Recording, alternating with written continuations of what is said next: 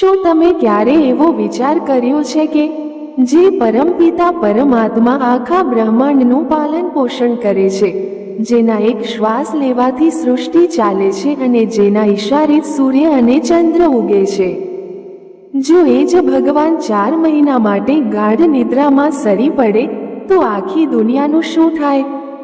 જ્યારે સંસારના પાલનહાર શ્રીહરિ વિષ્ણુ અષાઢ મહિનાની દેવશયની એકાદશીથી 4 મહિના માટે પાતાળ લોકમાં સુવા જતા રહે છે, ત્યારે આખી દુનિયાનો કાર્યભાર કોણ સંભાળે છે? શું દેવતાઓના સૂઈ જવાથી પૃથ્વી પર નકારાત્મક શક્તિઓનો પ્રભાવ વધી જાય છે? શા માટે આ 4 મહિના દરમિયાન હિન્દુ ધર્મમાં કોઈ પણ લગ્ન, ગૃહપ્રવેશ કે શુભ કાર્યો કરવા પર સખત પ્રતિબંધ છે? મિત્રો, આ 4 મહિના જેને આપણે ચાતુર્માસ કહીએ છીએ તે સમય સામાન્ય નથી. આ સમયગાળામાં બ્રહ્માંડની શક્તિઓમાં એવો મોટો ફેરફાર થાય છે જેની સીધી અસર આપણા જીવન, સ્વાસ્થ્ય અને નસીબ પર પડે છે. નમસ્કાર મિત્રો, ધર્મદર્શન ચેનલમાં તમારું સ્વાગત છે. હિન્દુ પંચાંગ મુજબ અષાઢ મહિનાની સુદ 11ને દેવશયની એકાદશી કહેવામાં આવે છે. નામ પરથી જ ખબર પડે છે કે દેવ એટલે ભગવાન અને શયન એટલે સૂવું. આ દિવસથી ભગવાન વિષ્ણુ ક્ષીરસાગરમાં શેષનાગની શૈયા પર 4 મહિના માટે યોગનિદ્રામાં જતા રહે છે અને કારતક મહિનાની દેવઉઠી એકાદશીએ જાગે છે. પરંતુ પ્રભુ શા માટે 4 મહિના સૂવા જાય છે અને તેમની ગેરહાજરીમાં આ બ્રહ્માંડ કોણ ચલાવે છે? આજે આપણે આ ઈશ્વરીવાન રહસ્ય અને ચાતુર્માસના 3 એવા કડક નિયમો વિશે જાણીશું, જેનું પાલન ન કરનાર વ્યક્તિ ક્યારેય સુખી નથી થઈ શકતો. ભગવાન વિષ્ણુ 4 મહિના શા માટે સૂવે છે? રાજા બલિની કથા. મિત્રો, આની પાછળ એક અત્યંત સુંદર અને ભક્તિભાવથી ભરેલી પૌરાણિક કથા જોડાયેલી છે. વાત સતયુગની છે. દાનવોનો રાજા મહાબલી, જે પ્રહલાદનો પૌત્ર હતો, તે અત્યંત શક્તિશાળી અને મોટો દાનવીર હતો. તેણે પોતાના બળથી 3 લોક પર કબજો જમાવી લીધો હતો. ઇન્દ્રલોક પણ તેના હાથમાં આવી ગયું હતું. ગભરાયેલા દેવતાઓ ભગવાન વિષ્ણુ પાસે ગયા. દેવતાઓની રક્ષા માટે શ્રીહરિ વિષ્ણુએ એક નાના બ્રાહ્મણ બાળકનું રૂપ લીધું, જેને આપણે વામન અવતાર કહીએ છીએ. વામન દેવ રાજા બલિ પાસે ગયા અને ભિક્ષામાં માત્ર 3 ડગલા જમીન માંગી. બલિને હસવું આવ્યું કે આ નાનકડો બાળક 3 ડગલામાં કેટલી જમીન લઈ લેશે. તેણે વચન આપી દીધું, પણ જેવું વચન મળ્યું, વામન ભગવાને પોતાનું વિરાટ રૂપ ધારણ કર્યું. પહેલા ડગલામાં આખી પૃથ્વી માપી લીધી, બીજા ડગલામાં આકાશ અને સ્વર્ગ માપી લીધું.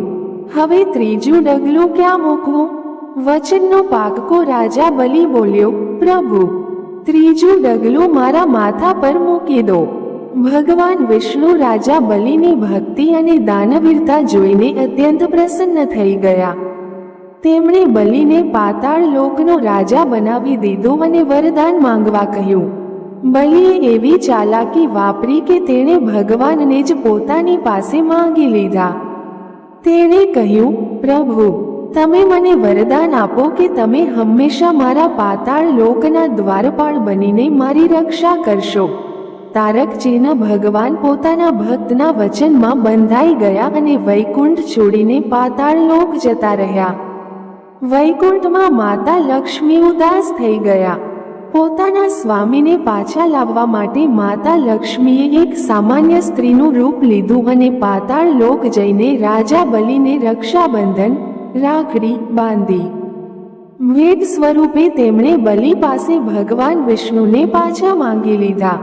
પરંતુ પ્રભુએ પોતાના ભક્ત બલિને પણ વચન આપ્યું હતું. એટલે શ્રીહરિએ રસ્તો કાઢ્યો અને બલિને વચન આપ્યું કે, હે બલિ, હું વર્ષના 8 મહિના વૈકુંઠમાં રહીશ, પણ અષાઢ સુદ એકાદશીથી લઈને કારતક સુદ એકાદશી સુધીના 4 મહિના હું તારા પાતાળ લોકમાં આવીને નિવાસ કરીશ. બસ ત્યારથી જ દેવશયની એકાદશીની શરૂઆત થઈ। હવે સૌથી મોટો સવાલ ઊભો થાય છે કે જ્યારે શ્રીહરિ વિષ્ણુ પાતાળમાં યોગનિદ્રામાં હોય છે તો આ પૃથ્વી અને બ્રહ્માંડનું સંચાલન કોણ કરે છે? મિત્રો, આપણા શાસ્ત્રોમાં વ્યવસ્થાનું અદ્ભુત વિજ્ઞાન છુપાયેલું છે। જ્યારે સંસારનો પાલનહાર સૂઈ જાય છે ત્યારે સંસારના કલ્યાણ કરતા એટલે કે દેવાધિદેવ મહાદેવ જાગૃત થાય છે। ભગવાન વિષ્ણુ પાતાળમાં જતા પહેલા આખી સૃષ્ટિ અને ત્રણેય લોકનો કાર્યભાર ભગવાન શિવને સોંપીને જાય છે। એટલા માટે જ દેવશયની એકાદશી પછી તરત જ પવિત્ર શ્રાવણ મહિનો આવે છે। આ 4 મહિના સુધી ભગવાન શિવ અને માતા પાર્વતી પૃથ્વી પર ભ્રમણ કરે છે અને દુનિયાનું સંચાલન કરે છે। આ જ કારણ છે કે ચાતુર્માસમાં શિવલિંગનો અભિષેક, નવરાત્રિમાં માતાજીની આરાધના અને શ્રાદ્ધ પક્ષ જેવા અત્યંત ગંભીર અને આધ્યાત્મિક કાર્યો કરવામાં આવે છે। આ સમયગાળામાં કોઈ પણ શુભ કાર્યો કે દુન્યવી મોજશોખના કાર્યો કરવામાં નથી આવતા, કારણ કે શિવજી એ વૈરાગ્યના દેવતા છે, ઉત્સવના નહીં। આપણે એ સમજવું પણ જરૂરી છે કે શા માટે આ 4 મહિના કોઈ લગ્ન કે ગૃહપ્રવેશ નથી થતા। જો વૈજ્ઞાનિક દ્રષ્ટિએ જોઈએ તો આ 4 મહિના એટલે ચોમાસાની ઋતુ। આ સમયમાં વરસાદને કારણે રસ્તાઓ ખરાબ રહેતા હતા, બીમારીઓ અને જીવજંતુઓનો ઉપદ્રવ સૌથી વધારે હોય છે। આપણા ઋષિ મુનિઓ બહુ જ્ઞાની હતા। તેમણે વિચાર્યું કે જો આ 4 મહિનામાં લગ્ન કે મોટા ઉત્સવો થશે તો લોકોના બીમાર પડવાની શક્યતા સૌથી વધુ છે। આ સમયમાં સૂર્ય અને ચંદ્રનો પ્રકાશ નબળો પડી જાય છે, જેનાથી આપણી પાચન શક્તિ ધીમી પડી જાય છે। એટલે જ આપણા ઋષિઓએ આ 4 મહિનાને ભક્તિ, ઉપવાસ અને સંયમનો સમય ગણાવ્યો।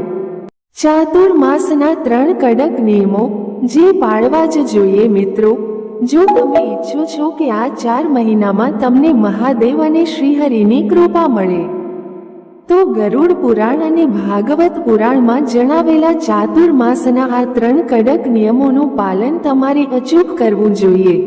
નિયમ 1, ભોજનનો કડક ત્યાગ, સાત્વિક આહાર। આ 4 મહિના દરમિયાન માંસાહાર, દારૂ, લસણ અને ડુંગળીનો સંપૂર્ણ ત્યાગ કરવો જોઈએ।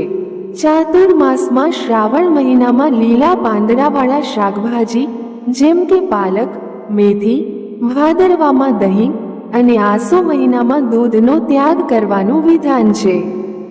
વિજ્ઞાન પણ કહે છે કે ચોમાસામાં પાંદડાવાળા શાકભાજીમાં ઝેરી જીવાત હોય છે જે બીમારી નોતરે છે। તેથી આ સમય એક ટાઈમ જમીને એકટાણું કરીને માત્ર સાત્વિક ખોરાક જ ખાવો જોઈએ। નિયમ 2, ભૂમિ શયન અને બ્રહ્મચર્ય, જમીન પર સૂવું। ચાતુર્માસે વૈરાગ્ય અને તપસ્યાનો સમય છે। પુરાણો મુજબ આ સમયમાં વ્યક્તિએ મોજશોખ ત્યજી દેવા જોઈએ। બને ત્યાં સુધી નરમ ગાદલા પર સૂવાને બદલે જમીન પર સાદડી પાથરીને સૂવું જોઈએ। બ્રહ્મચર્યનું પાલન કરવું જોઈએ। જે વ્યક્તિ આ 4 મહિના પોતાના શરીરને કષ્ટ આપીને પ્રભુની ભક્તિ કરે છે તેના 7 જન્મોના પાપ નાશ પામે છે। નિયમ 3, વાણી પર સંયમ અને નિંદાનો ત્યાગ। અત્યાર સુધી આપણે શરીરના નિયમો જોયા, પણ આ નિયમ મન માટે છે। ચાતુર્માસમાં ક્યારેય કોઈનું ખરાબ ન બોલવું, કોઈની કુથલી કે નિંદા ન કરવી અને ખોટું ન બોલવું। આ સમયગાળામાં કરવામાં આવતા જપ, તપ અને દાનનું ફળ 100 ગણું વધારે મળે છે। એટલે સવાર સાંજ ભગવાન વિષ્ણુના મંત્રો અને શિવ ચાલીસાના પાઠ કરવા જોઈએ। તો મિત્રો, આ હતું દેવશયની એકાદશી અને ચાતુર્માસનું સૌથી મોટું રહસ્ય। આ 4 મહિના એટલે આપણી જાતને સુધારવાનો, અહંકાર ઓછો કરવાનો અને પરમાત્માની નજીક જવાનો સૌથી શ્રેષ્ઠ સમય। જ્યારે ભગવાન શિવ સ્વયં આ દુનિયા ચલાવી રહ્યા છે તો આપણા મનમાં ભક્તિનો દીવો સતત પ્રગટતો રહેવો જોઈએ। જો તમને આજની આ માહિતી અને રાજા બલિની આ અદ્ભુત કથા સાંભળવાની મજા આવી હોય તો કોમેન્ટ બોક્સમાં પૂરી શ્રદ્ધાથી ઓમ નમો ભગવતે વાસુદેવાય અથવા હર હર મહાદેવ જરૂરથી લખજો. આ વિડીયોને એક લાઈક આપીને તમારા મિત્રો અને પરિવારજનોના બધા જ વોટ્સએપ ગ્રુપમાં શેર કરી દેજો, જેથી તેઓ પણ આ નિયમો જાણી શકે. આવી જ સચોટ અને ધાર્મિક કથાઓ સાંભળવા માટે અત્યારે જ સબસ્ક્રાઇબ કરો અમારી ચેનલ ધર્મદર્શન. ફરી મળીશું એક નવી રોમાંચક વાર્તા સાથે. ત્યાં સુધી ખુશ રહો, સ્વસ્થ રહો. જય શ્રી કૃષ્ણ.